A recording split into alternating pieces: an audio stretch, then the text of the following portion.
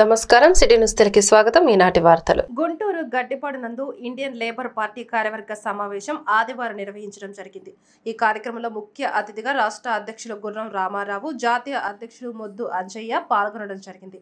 ఈ కార్యక్రమంలో భాగంగా ఇండియన్ లేబర్ పార్టీ పెద్దలు బండి ప్రసాదరావును గుంటూరు తూర్పు ఇన్ఛార్జ్ నియమించడం జరిగింది. ఈ సందర్భంగా వారు మాట్లాడుతూ ఆంధ్రప్రదేశ్లో సాధారణ ఎన్నికలు అతి త్వరలో జరిగే ఎన్నికలు గుంటూరు ఇన్ఛార్జిగా బండి ప్రసాదరావును ఎంచుకోవడం జరిగిందని అన్నారు. అంతేకాకుండా అంబేద్కర్ పూలే ఆశయాలను ఎస్సీలంతా ఐక్యమై ఉండాలని బండి ప్రసాద్ను 2024 ఎన్నికల్లో గెలిపించుకోవాలని కోరారు. డాక్టర్ బిఆర్ అంబేద్కర్ చేసిన సేవలు గుర్తుంచుకోవాలని అన్నారు. ఈ కార్యక్రమంలో Kocharla Srinivasarao, Jagaraiah, Indian Labour Party నాయకులు, కార్యకర్తలు, అభిమానులు పాల్గొన్నారు. మనం కూడా ఈ యొక్క దేశానికి పాలకులుగా అయ్యి మనం కూడా ఎవరైతే మనం తక్కువగా చూస్తున్నారో వాళ్ళకంటే మనం తక్కువ కాదు, we are at par with all others అనేటటువంటి ఒక భావన తీసుకురావాలని డాక్టర్ అంబేద్కర్ గారు మనల్ని పాలకులుగా చేయడానికి ఈ యొక్క పార్టీని స్థాపించారు. సస్యరమ పండి పులకింప సంశయించు, వాని రెక్కల కష్టము లేని నాడు సస్యరమ పండి పులకింప సంశయించు, వాడు చెమటలోడ్చి ప్రపంచమునకు భోజనము పెట్టు వానికి భక్తి లేదు. మహాకవి గుర్రం జాషువా.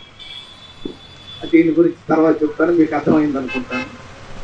ఎవరైతే కష్టపడతారో కష్టపడే వాడికి తిండి లేకుండా చేసినటువంటి ఈ సమాజం భారతదేశం.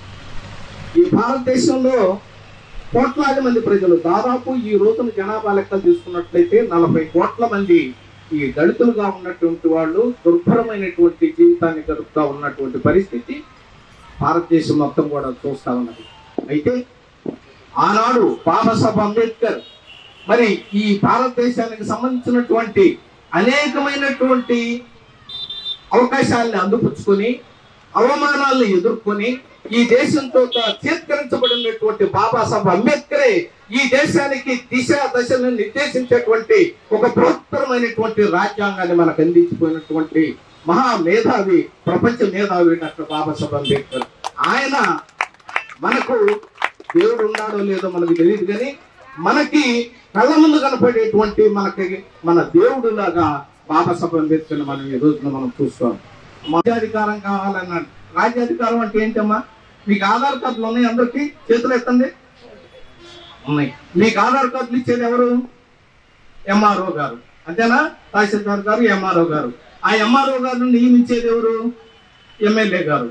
ఇప్పుడు మన ప్రసాద్ గారు రేపు ఎమ్మెల్యే అయితే ఆ తహసీల్దార్ మీద శాసనం చేస్తాడనమాట. ఆయనకి ఎవరు కావాలో ఏంటనేటువంటిది. రాజ్యాధికారం అంటే అది అన్నమాట. అంటే మొత్తం అధికారుల్ని, కలెక్టర్ని, తహసీల్దార్ని, మొత్తాన్ని, ఆర్టీఓని, వీళ్ళందరి మీద కూడా పెత్తనం చెలాయించేటువంటి ఒక అధికారం ఏదైతే ఉందో, ఆ మంత్రదండం ఏదైతే ఉందో, ఆ మంత్రదండం తెచ్చుకునేటువంటిది అదే రాజ్యాధికారం. ఆ రాజ్యాధికారం బాబాసాహెబ్ అంబేద్కర్ ద్వారా ఆయన ఈ దేశంలో ఉన్నటువంటి అన్ని సమస్యలు, మీకు డబ్బులు లేకపోవటం, ఆర్థికంగా ఇబ్బందులు పడటం, ఉద్యోగాలు లేకపోవటం, పిల్లలకి ఈ ఇళ్ళు లేకపోవటం, ఉండటానికి నివాసం, కట్టుకోవడానికి బట్ట, తిండి ఇవన్నీ లేకుండా ఉండటానికి కారణం, మరి ఈ సమస్యలన్నిటికీ కారణం ఏమిటంటే అధికారం మన చేతుల్లో లేకపోవటం. గుంటూరు నగర శివారులో గడ్డిపాడు గ్రామంలో బండి ప్రసాదరావు గారు ఏర్పాటు చేసినటువంటి కార్యక్రమం ఏదైతే ఉన్నదో, ఇండియన్ లేబర్ పార్టీ ఆధ్వర్యంలో వారికి మరి ఈ రోజున గుంటూరు తూర్పు నియోజకవర్గ ఇన్ఛార్జిగా నియమించడం అనేటువంటిది జరిగింది పార్టీ ఆధ్వర్యంలో. అదేవిధంగా రానున్నటువంటి సాధారణ ఎన్నికలు, జనరల్ ఎన్నికలు ఏదైతే ఉందో 2024 ఎన్నికలలో మరి ఆంధ్ర రాష్ట్రంలో ఉన్నటువంటి 175 ఎమ్మెల్యే స్థానాలకి, అదేవిధంగా 25 ఎంపీ స్థానాలకి ఇండియన్ లేబర్ పార్టీ తరఫు నుంచి అభ్యర్థుల్ని మేము ఫీల్డ్లో నియమించబోతా ఉన్నాము.